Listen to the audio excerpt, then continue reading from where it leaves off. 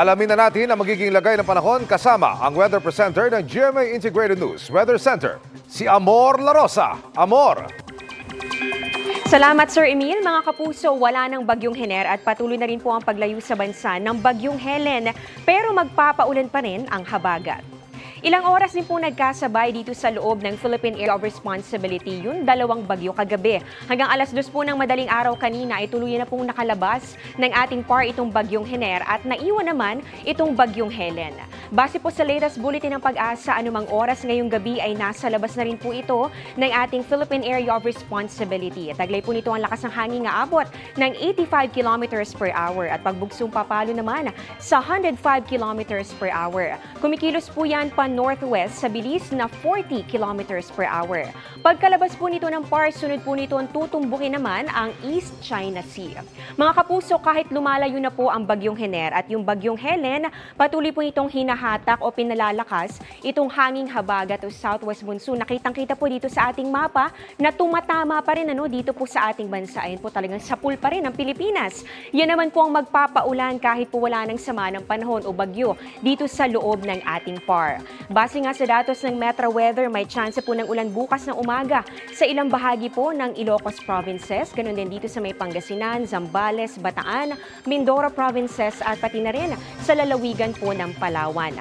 Pagsapit ng hapon, mas malaking bahagi na po ng Northern at Central Luzon ang uulanin.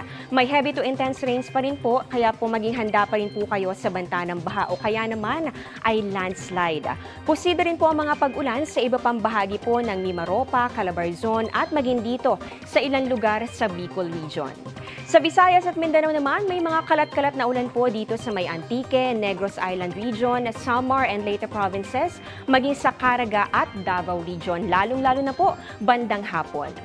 Dito naman sa Metro Manila, dahil pa rin po sa habagat, mataas pa rin po ang tsansa na maging maulap bukas, kaya posible pa rin ang mga pag-ulan. Maaaring bago po yan magtanghali at pwede pong maulit pagsapit ng hapon o kaya naman ay sa gabi, kaya doble ingat pa rin.